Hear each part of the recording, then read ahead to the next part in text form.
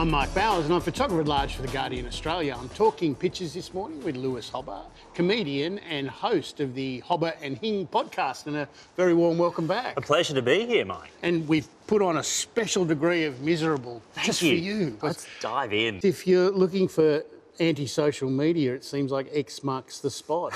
And what a week. The debate's been raging. It has. It's really interesting. It's certainly a bit of a murky issue. This is a great one. It is a great one. Mark Knight, Elon saying social media to the rescue. He seems to be using an accelerant. Yes. Yeah, and on the bonfire of insanity.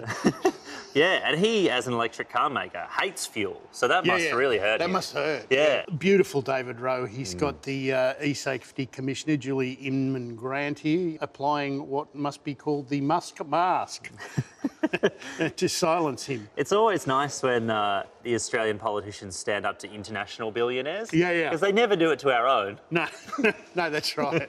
Elon himself tweeted this, which is...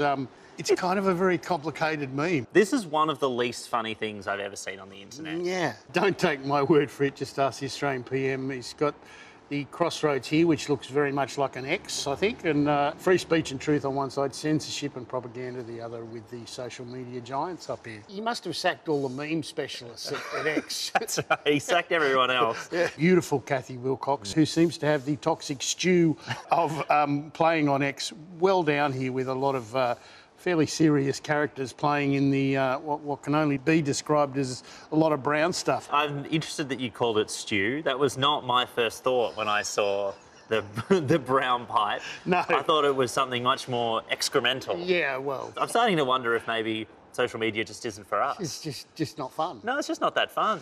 Matt Golding, he's got X here as X-rated. That one, I could see Elon Musk actually using that as his real logo. Yeah. I could see him loving that. This beautiful Dean Alston, who's he's got Elon here as a bird of paradise. See what I did there? I did. It's really good. Yeah, splat with the ooh.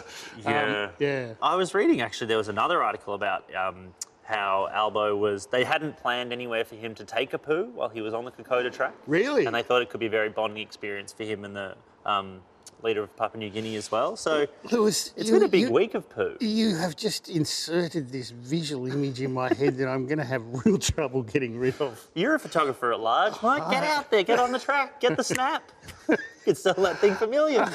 Wouldn't have to do this anymore. Lewis, Anzac Day is the time, of course, when we all reflect on the meaning of war and Australia's participation in the many wars that we've been in. And cartoonists are no exception, of course. Beautiful Mark Knight, walking Kokoda then and now. And Marapa here helping the Prime Minister. He had a bit of a slip there at one point. Yes. Needed to be helped. Yes. Yeah. A little a flesh wound of the opinion polls. Yeah. You've got to watch those opinion polls. They can be quite wounding.